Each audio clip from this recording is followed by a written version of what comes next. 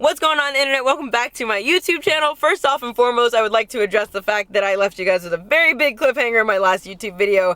If you don't remember, we went to go and pick up my 1976 Datsun 280Z, which is my newest car to my fleet, and it is definitely a project. But if you guys don't remember, I borrowed my dad's truck and trailer when I went to go and pick that car up because I had a car on my trailer that I didn't want to unload, yada yada whatever. So we get back to the house, we're unloading my car from the trailer, and my dad pulls up to steal his truck and trailer back because apparently he also has a brand new car that he was going to pick up on the same day. But the only difference is that he's had the car for over a year and he just never went and picked it up and brought it home. So that's kind of where I left you guys off. I didn't tell you guys anything about the car, didn't show it to you guys, none of that stuff. So to be honest with you, when we went to go and pick up his car, it was really dark and really difficult to see, so I'm deciding to refilm that video today. And I just pulled up to his house. I'm waiting for him to open the gate for me, and then I will show you guys exactly what we got. I'm really excited for this car, you guys. I don't think that any of you guys are expecting it quite yet, so let's go and find my dad. Alright, looks like I found Dad. Hey, you got the new Chasing Checkers merch on, I see. Yeah, I got it, but right now it's more like chasing gasoline stations. Would you believe I just ran out of gas? You ran out of gas at your house? Yeah, I'm freaking putting it up here on the doggone ramps to get the car out. Is the new car in the trailer still? Yeah, I'm getting ready to pull it out. All right, let me park. Go ahead and park. I gotta finish filling up. Okay. Hello, Father. Good to see you. What's up, kiddo? How you doing? I like your shirt. That's a pretty cool shirt you got on. You want to model it for me? Because I am an athlete. Ooh, you're an athlete. What is that, a Chasing Checkers athlete? Shoo! If you guys haven't gotten a chance to yet, make sure you grab your Chasing Checkers merch. The website is in the link below. This is one of the shirts we have available. You can basically choose your label for your shirt. So we got different shirts. This one says athlete. There's one that says pit crew, media, race team. We got a whole bunch of different shirts on the website. And we also have this very sick hoodie that I'm wearing. Can you hold this for me, please? Uh-oh. We got this sick hoodie that I am wearing. I finally have some Chasing Checkers hoodie. This is the motto hoodie. So we got the motto on the back and the slogan on the sleeve. So if you guys haven't gotten a chance yet, the website is in the description below. You can click on the link. It's chasingcheckers.co. How was that? That was good advertisement, huh? Hey, how about that? But anyway, do you want some help unloading this car out of the trailer or what? No, I got it. Stand back. Armed by Viper. Wait for the reveal, kiddo. Ooh. Ooh. I'm so excited.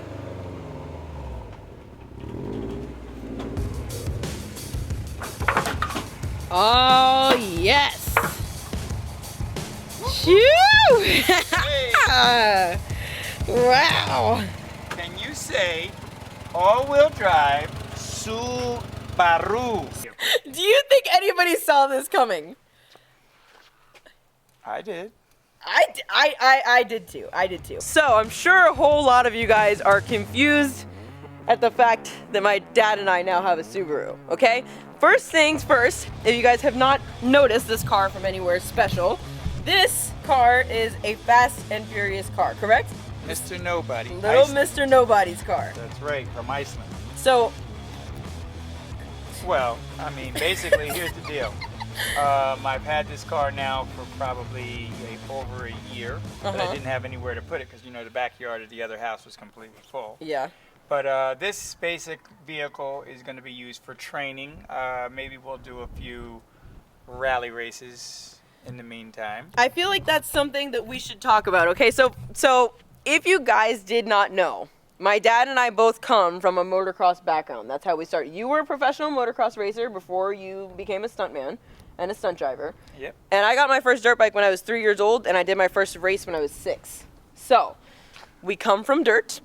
That's originally where we found the love of braking traction, correct? Right. So I think this is exciting for me. I've always wanted to kind of get into rally a little bit because I feel like that's just going to kind of combine my love of dirt plus cars, because I've never done any kind of rally, but you've done rally before. Yeah, yep, I've been to quite a few different rally schools, but the other main reason why I wanted to get an all-wheel drive rally car is because it's nothing like Drifting. Drifting. Yeah, I wanted to do a rally school a couple years ago, probably like 4 years ago or something like that. And my dad literally told me that I was not ready. He's like, it is a completely different technique, a completely different mindset, and you literally have to erase everything that you know from your rear wheel drive techniques to learn the new technique of all-wheel drive. So that's not something that I have any experience in. I've been talking about it for a little while, especially because when I go on set and stuff like that, I never know what I'm going to end up getting. So I would be a little bit more comfortable if I could get into an all-wheel drive thing. But you did this. So yeah.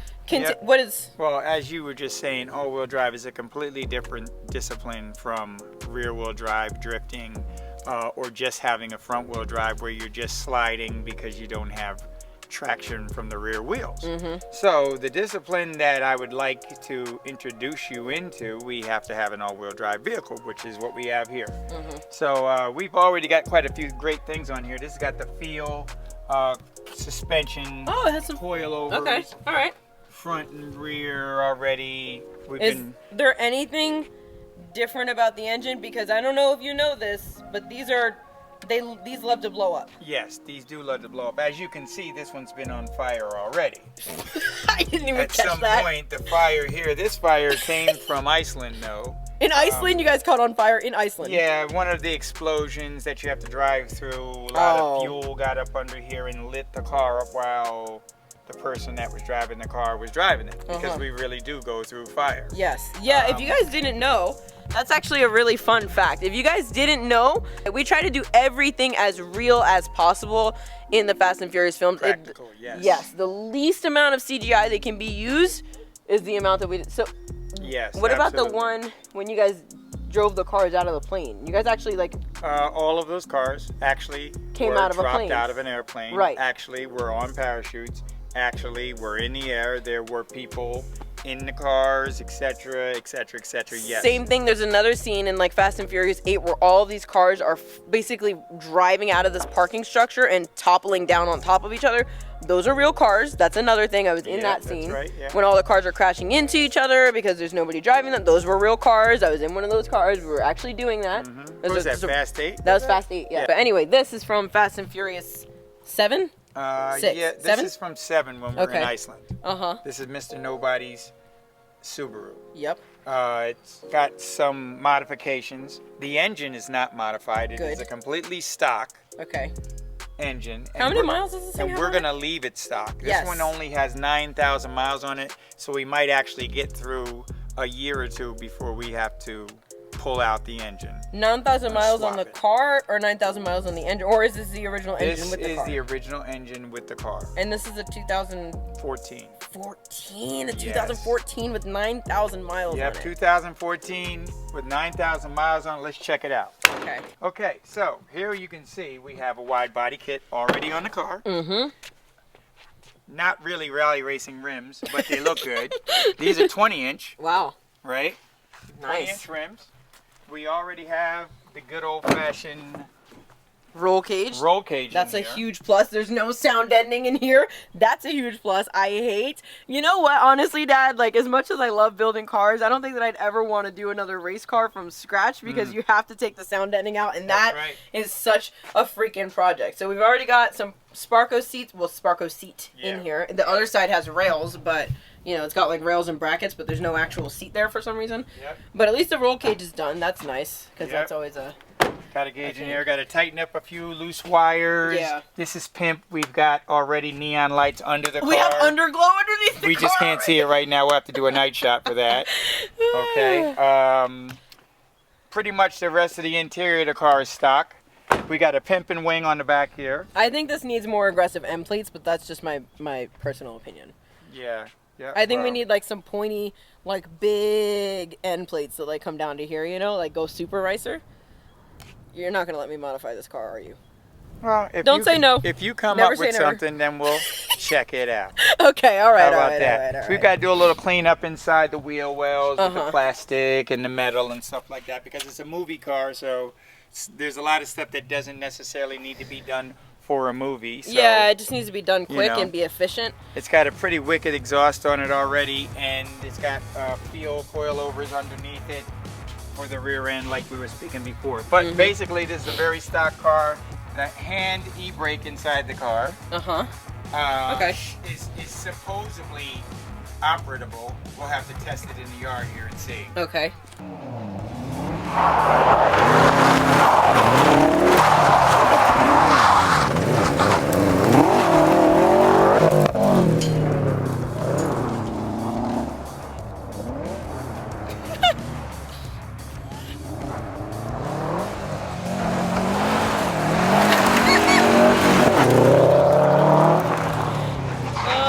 We are gonna have fun with this car, that's for sure. And then the computer's been shut down for a lot of the stuff that would make it go haywire. Yeah, that's if good. you started sliding it. Yep. So So this was the actual car that you guys used on second unit Yes, in Iceland. absolutely. Wow.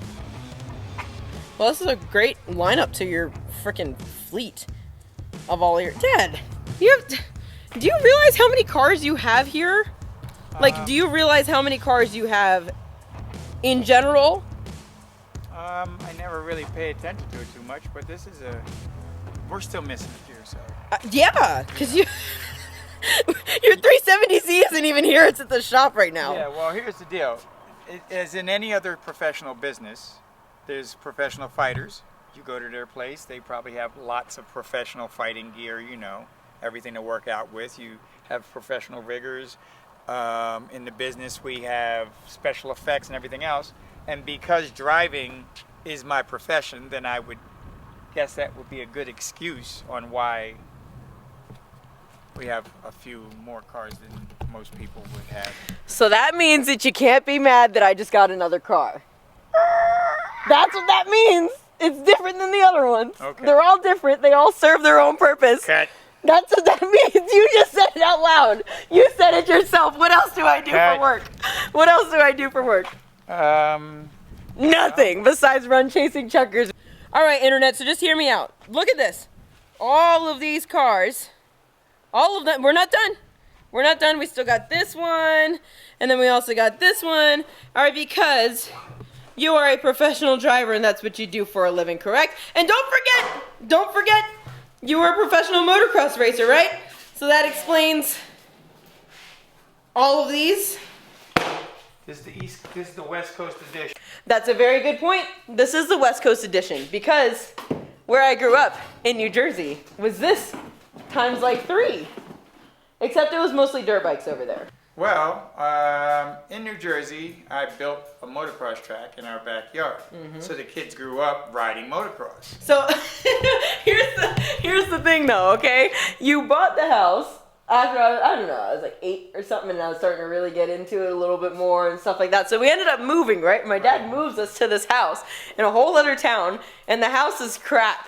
It's horrible.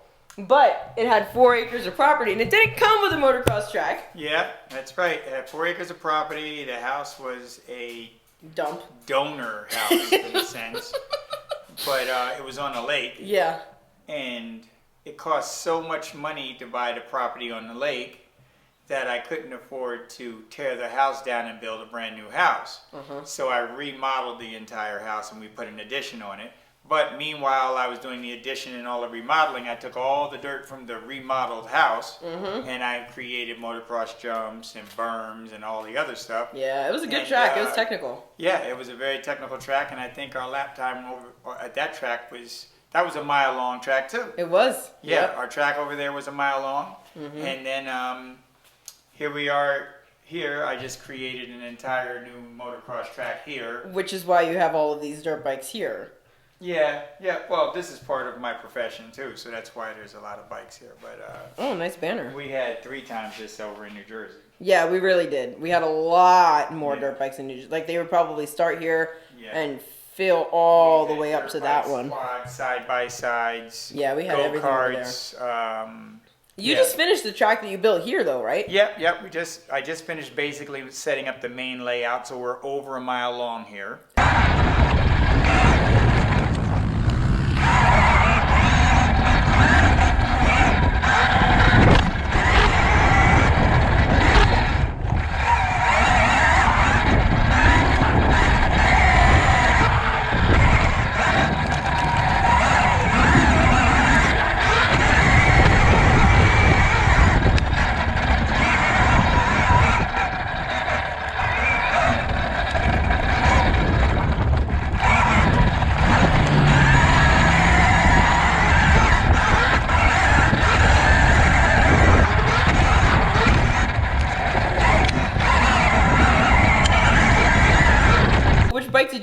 the black one? I did it on the electric bike because I have the neighbors here. We have horses and stuff like that. So to be nice and kind to the neighbors, we have a lot of 4-stroke smaller bikes. And then this is my electric bike that I flew out here from Germany.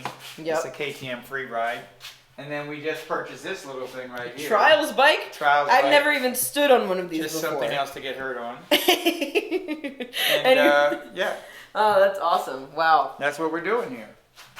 So back to this thing. We're not going to be taking this on the motocross track, clearly, because the motocross track barely fits a freaking dirt bike in some of the spots. Yeah, and you're not going to get up there with this. No, we're not. I don't care how good of a driver you are. Unless you got an off-road truck, we might be able to do it with the Raptor. Dad, we're not doing that.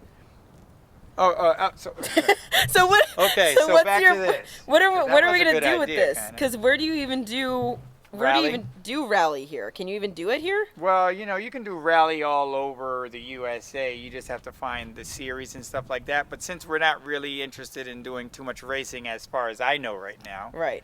We're definitely going to end up racing somewhere. But we'll probably do some closed course tracks. There's a closed course track up at Glen Helen. Okay. And then also up there near Apple Valley, we can probably do a lot of off-road stuff up there. Oh, that's true. So is this thing like ready to go, or? Well, I mean, there's a couple little things I'll do to it, like put another seat in it, clean it off so we can see through the windshield. You know, make sure the air conditioner works. Right. And then after that, we'll probably be getting out somewhere and playing around with it. So. All right. I don't think there's really a lot of things to do with this. I might look into seeing if I can get some other Subaru wheels other than these. But rally rims usually aren't 20-inch and pimped out. Right.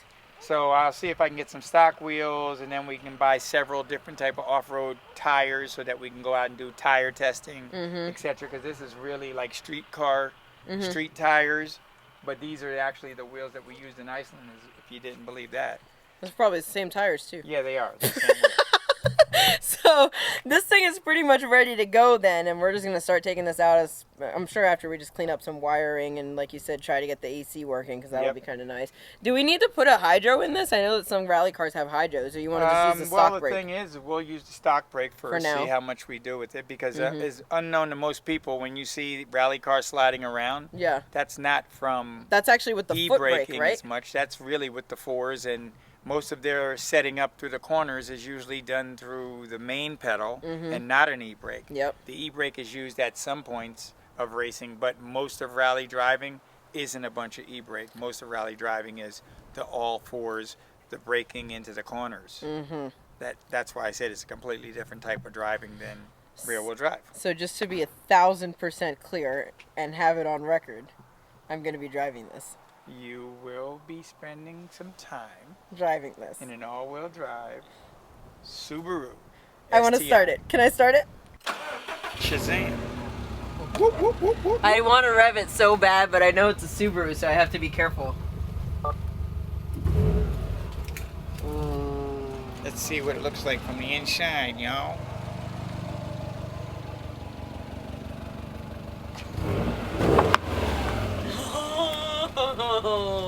Are you excited? Oh my gosh! I have always wanted a Subaru. When I used to like help Amelia work on her Subaru a whole lot and everything, I always said that I wanted one, and she was like, "Don't do it to yourself, girl. Don't do it." I was like, "I know, I'm not ready." And now I have an engine hoist, so I guess it's okay. Oh, are you saying once you blow up the motor, you're gonna replace it? Well, then that's a good thing for me. Thanks. Now we got it on film. Oh my God! I'm in love already.